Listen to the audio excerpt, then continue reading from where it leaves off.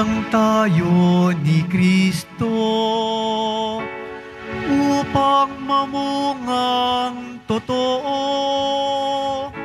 bilang mabubuting tao. Hallelujah, Hallelujah, Hallelujah, Hallelujah.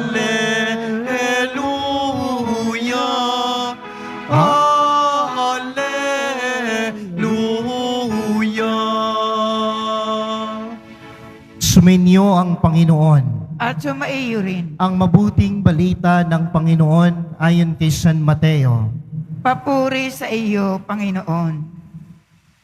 Noong panahong iyon, sinabi ni Jesus sa mga punong saserdote at matatanda ng bayan, "Pakinggan ninyo ang isa pang talinghaga. May isang taong nagtanim ng ubas sa kanyang bukid at ito'y binakuran niya. Gumawa siya roon ng pisaan ng ubas at nagtayo ng isang mataas na bantayan. Pagkatapos kanyang iniwan sa mga kasama ang ubasan at siya'y nagtungo sa ibang lupain. Nang dumating ang panahon ng pitasan, pinapunta ng may-ari ng ubasan ang kanyang mga alipin upang kunin sa mga kasama ang kanyang kaparte. Ngunit sinunggaban ng mga kasama ang mga alipin. Binugbog nila ang isa, pinatay ang ikalawa, at binato naman ang ikatlo. Pinapunta ulit ng may-ari ang mas maraming alipin. Ngunit gayon din ang ginawa ng mga kasama sa mga ito. Sa kahuli-hulihay, pinapunta niya ang kanyang anak na lalaki. Igagalang nila ang aking anak, wika niya sa sarili. Ngunit nang makita ng mga kasama ang anak, sila'y nag-usap-usap. Ito ang tagapagmana.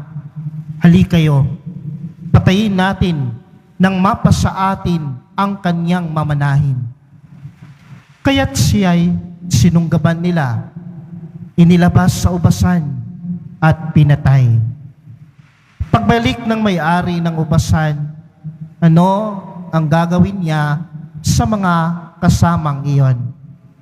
Sumagot sila, lilipunin niya ang mga puhong na iyon at paaalagaan ang ubasan sa ibang kasama na magbibigay sa kanya ng kaparte sa panahon ng pamimitas. Tinanong sila ni Jesus, hindi ba ninyo nababasa ang talatang ito sa kasulatan? Ang batong itinakwil ng mga tagapagtayo ng bahay ang siyang naging batong panulukan. Ginawa ito ng Panginoon at ito'y kahanga-hanga. Kaya nga sinabi ko sa inyo, hindi na kayo ang paghaharian ng Diyos, kundi ang bansang maglilingkod sa Kanya ng tapat. Mga kapatid, ito ang mabuting balita ng Panginoon. Pinupuri ka namin, Panginoong Hesukristo. Magsiupo po tayo.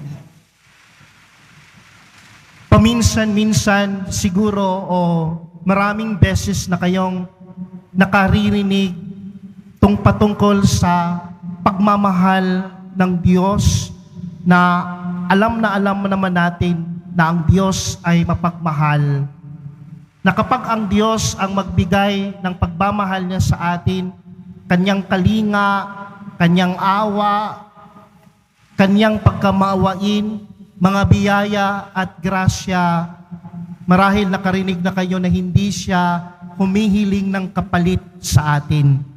Basta lang, binuhos niya ang Kanyang pagmamahal sa atin, binuhos niya ang Kanyang pagkamawain sa atin, binuhos niya ang Kanyang pag-iingat sa atin, pag-aaruga sa atin.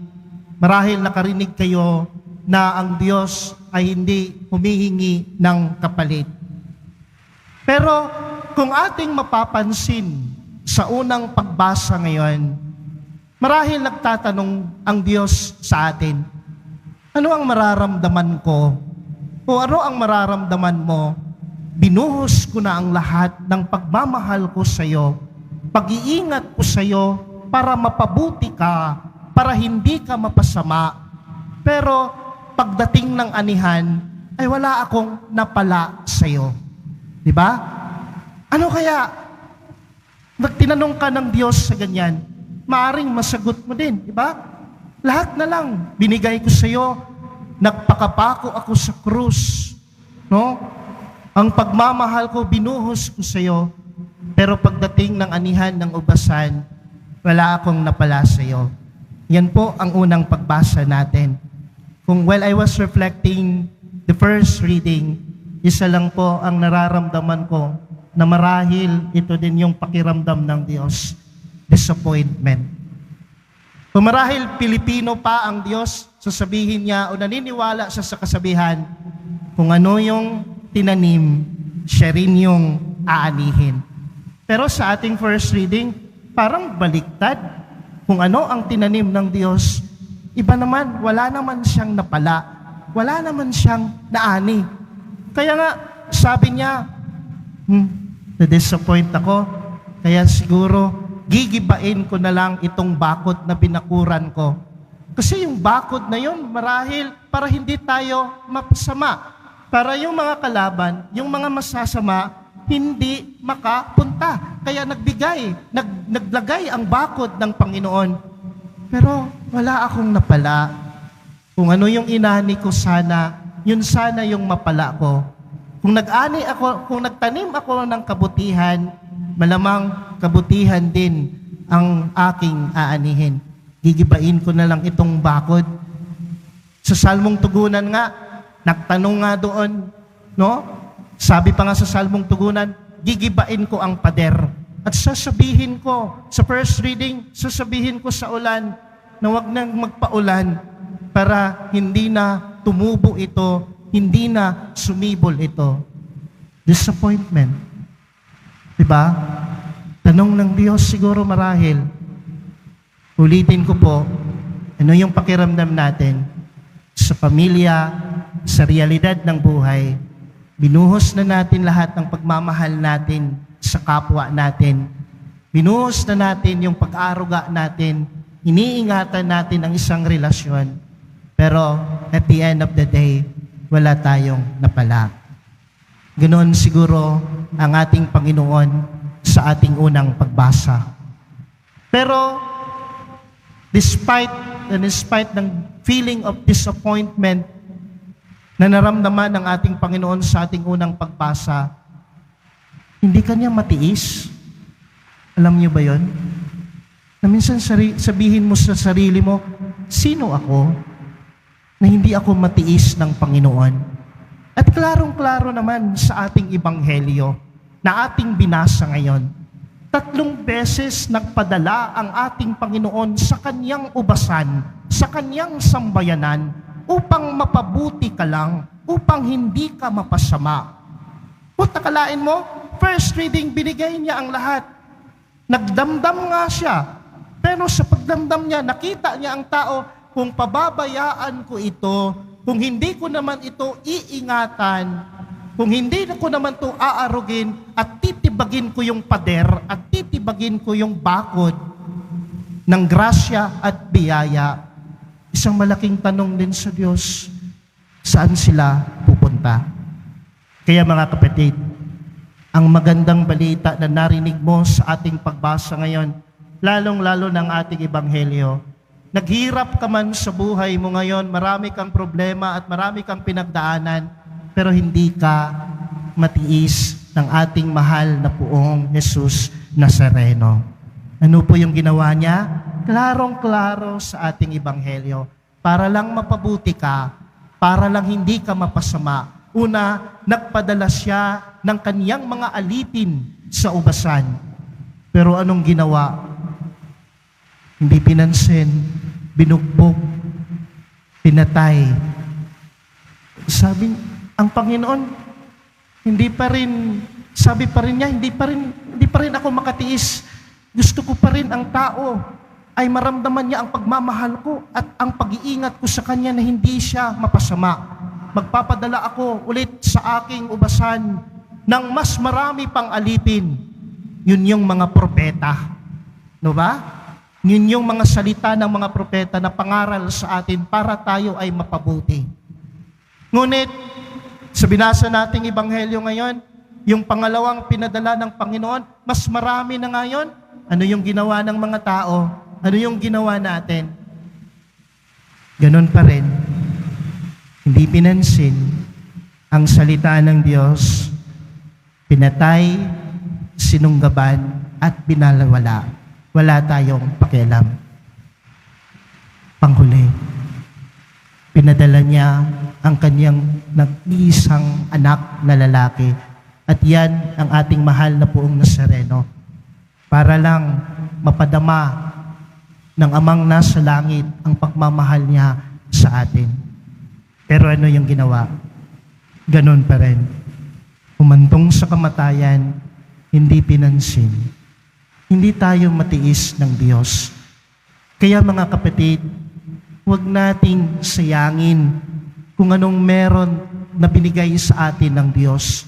Yun po yung biyaya, yun po yung grasya, yun po yung awa at kalinga at pag-iingat sa atin ng Diyos. Ang lahat pong yan ay binigay sa atin ng Diyos. Huwag po sanang hahantong na sasabihin ng Diyos sa iyo, hindi ko na kayo paghaharian ng Diyos, kundi ang bansang maglilingkod sa Kanya ng tapat. Kung iingatan natin ang pagmamahal ng Diyos, kung iingatan natin ang pag-aaruga at pag-iingat ng Diyos na ibinigay sa atin, at maging tapat tayo sa Kanya, paglilingkuran tayo ng Diyos habang buhay. Iingatan tayo ng Diyos habang buhay. Kakaawaan tayo ng Diyos habang buhay. Kaya my dear brothers and sisters, the gospel invites us, maging tapat ka sa kalooban ng Diyos. Maging tapat ka sa Kanya. Maging tapat ka sa Kanyang biyaya at huwag kang lumayo sa Kanyang awa at grasya. Ang mga taong lumalayo sa awa at grasya at biyaya ng Diyos, napapasama, naliligaw ng landas. Kaya inimbitahan ka ng ating mga pagbasa ngayon, binuhos lahat ng Diyos ang pagmamahal sa iyo, ang katapatan niya sa iyo, ang pananalig niya sa iyo, ang pag-iingat niya sa iyo, Kanyang habag at Kanyang awa. Our response ay maging tapat tayo sa pag-ibig ng Diyos, sa Kanyang grasya at sa Kanyang biyaya. Huwag nating sayangin. Huwag nating pabayaan. Ingatan natin kung ano man ang binibigay na pagmamahal ng Diyos sa atin.